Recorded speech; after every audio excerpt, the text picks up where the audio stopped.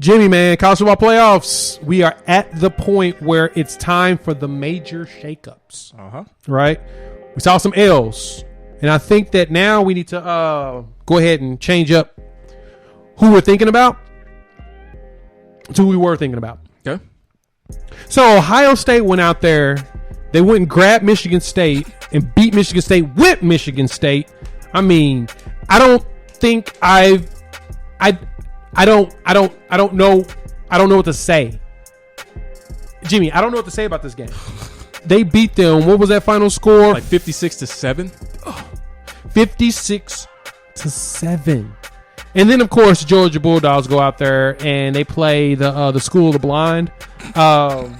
Charleston. Sorry, guys. That's me. That's meaning than what I said about the Pistons. That's true. They beat Charleston Southern like 56-7. So both teams decided to have the exact same score. And now we're asking the question, who would win a matchup as this college football shakeup goes? Georgia or Ohio State? Who do you got? Georgia's defense or Ohio State's offense? Oh, right now with the way they're clicking, I'm going to take Ohio State's offense. You know, I haven't watched Ohio State. Georgia fans, do me, man. Yeah, I haven't watched Ohio State much. I mean, I love the Georgia defense, but I think that there's something that they have that people haven't considered. They have 3 legitimate wide receivers.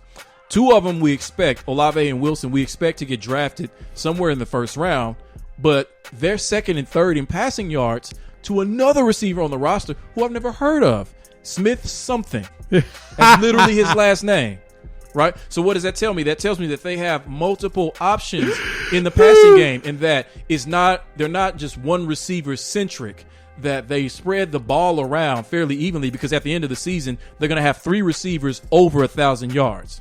So you combine that with the fact that they can run the ball. Master Teague, I believe his name is, he's been efficient. He's not, otherworldly this season, but he's been efficient. And I don't know if you know this either, but right now CJ Stroud has taken over as the betting favorite off of the 6 touchdowns in this game. The 7th ranked team who just paid their coach, he's the favorite now to win the Heisman. Now he's a true freshman, right? I don't think he's a true redshirt freshman. He's a redshirt. Okay, redshirt, yeah. So right now, with just the way that this Ohio State offense is clicking, there's something special about them. They are peaking at the right time, and they better be, because you could be on a collision course to face a defense as great as Georgia. So for right now, I would give the slight microscopic edge to Ohio State's offense.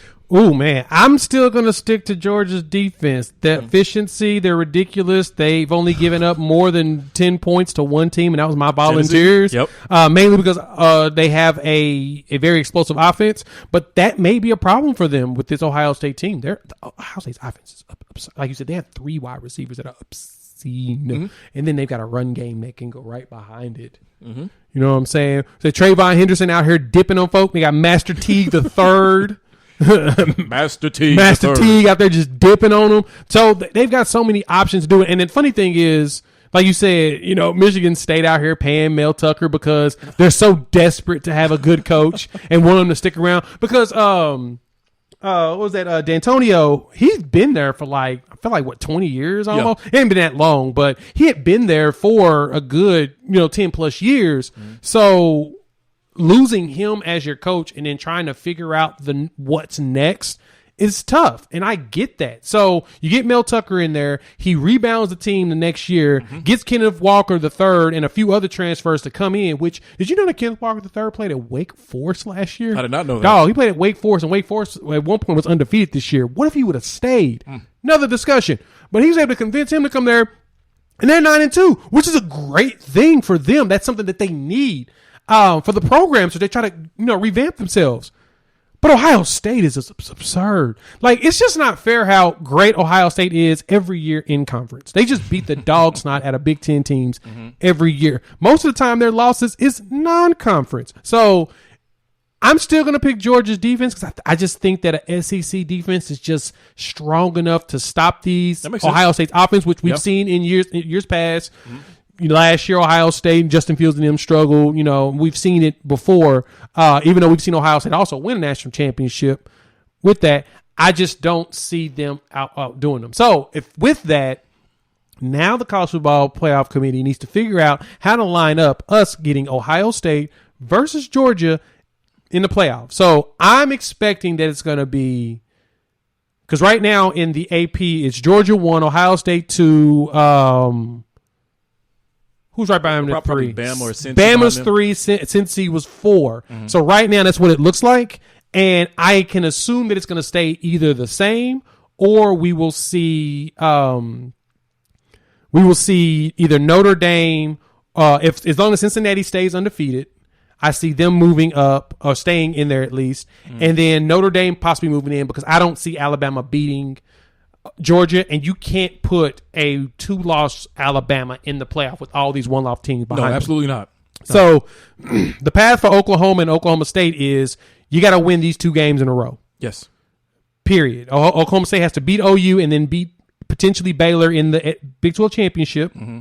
Or Oklahoma has to beat Oklahoma State and then beat Oklahoma State again. Mm-hmm. That way they'll have back-to-back top 10 wins to put themselves into a potential playoff spot. And they have to do it in convincing manner. So with that, Jimmy, what do you think the top 4 is going to look like? Well, the top 6 is going to look like when the committee comes out on Tuesday? I think that they're going to make it easy on themselves. They're going to call it an early night, because they're going to use a portion of what the AP rankings were. So I think you're going to have Georgia 1. I think you're going to have Ohio State 2, Bama 3, because I just don't see them putting Cincy ahead of Bama. They're going to put Cincy at 4. So disrespectful. Yeah, Michigan 5, Notre Dame 6, Oklahoma State 7. Ooh. Because Oregon, speaking of blowouts. Good God. That makes no sense. To the Utes. Yeah. Oh, God. 38-7. Utes are 8-3, so they're not a bad team. But, my God, they got Molly Wop. They got Utah beat Oregon with Oregon. I need some. They grabbed them ducks. I'm like, Cristobal, what am I watching? What is happening? I tried to continue to watch the game, and I struggled. I'm just like, this is so bad. It's so funny. I was having Twitter conversations with folks about them, and I was just looking like a fool the whole time. Like, I mean, Oregon, I had you beating Ohio State and then making it to the playoffs because I needed you to win out of the Pac-12, and you couldn't do that. You lost to Stanford and then the Utes. If you would have at least won the Stanford game and then lost to the Utes, we'd probably forgive you, but we can't now. See how this all shakes up, like we were talking about earlier with Oklahoma or Oklahoma State making it into this game. It really hinges on Cincy, because as I'm looking at this preliminarily, you have, all right, so let's say you have Bama at 3. You have them losing to Georgia, so that's going to move them out 2 losses. You have Ohio State and Michigan, which should be a really good game this weekend. Let's say Ohio State finds a way to beat Michigan. You move them out. All that's really left in your path is Cincy and Notre Dame. I haven't seen Notre Dame's schedule, so I don't know if there's another loss possibly on their schedule. Let me look for you real quick. But let's say they win. They're traveling to Stanford. Yeah. Which could be a loss because Stanford did upstate Oregon. But you need Cincy to move. You need Cincy out of there. And then if that happens, that clears the way for the winner of the Big 12 to get into that playoff spot. Cincy has 2 games as well. They've got the end of season game where they're playing against East Carolina, and then they have the conference championship game, which I think that's what's going to hurt Notre Dame in all of this, is that they've only got 1 game left as an independent, and they have no real signature wins this year to make you feel like, oh, Notre Dame is just a good team. Right. But I think the committee, they're comfortable with that brand being in the playoff, especially with Brian Kelly, one of the more prominent head coaches in college football. Is. Yeah, so they're fine with Notre Dame being in it. I don't think they want Cincy in it. Bama can't stay in it unless they find a way to beat Georgia. And Michigan, even though they've gotten close, this looks good. This season looks good for Jim Harbaugh.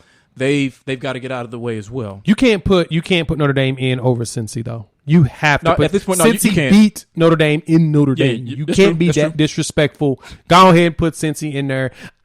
Cincy has a whole bunch of older players. They have a bunch of vets. They've got juniors and seniors and stuff. Desmond Ritter is freaking good. He's actually good. He's fun to watch. And I think if you put them in there, you might. I mean, them versus Georgia, be a lot more fun than you think. Right. So we know this. So we know that the committee, they definitely want Georgia in this. They want Ohio State in this. Who are the other 2 teams that their top 2 preferred teams to fill those last 2 spots? Alabama and Michigan, which they're not going to be able to get both. No. Because if Ohio State loses, they're out. There's no way you could put Ohio State in there if Michigan beats them. So if Michigan beats them, you move Michigan and Ohio State out. And the only way for Oklahoma State's also one that I've seen rumblings around it that they want in there. Well, I guess it gives you the opportunity to have two really good defensive teams and yes, I would presume two really good offensive teams. Yeah. Exactly. So that's looks like their pick. So I could totally see Georgia, Ohio State, Cincinnati, and Oklahoma State in there. Mm-hmm. That would make sense. If Oklahoma State beats Oklahoma and then wins the Big 12 championship against either Oklahoma or Baylor, they're definitely going to jump Notre Dame because they've got way too many signature wins. The only thing that's funky about that is that would probably give us a first-round matchup of Georgia 1, Oklahoma State 4, and then you have your top two defensive teams facing each other, which is not what we want. Oh no, they're not going to put Cincinnati against them. They're not going to put Cincinnati. What, round 1 against Georgia? Yes, they would. They would. Yes, they want Georgia. They want Cincinnati out. They have no choice but to put them in. So they're going to go ahead and let Oklahoma State jump them. But since he has no losses, so you couldn't move Oklahoma State ahead of them. They've already done it. They've already done Alabama and they've done Ohio State. That's true.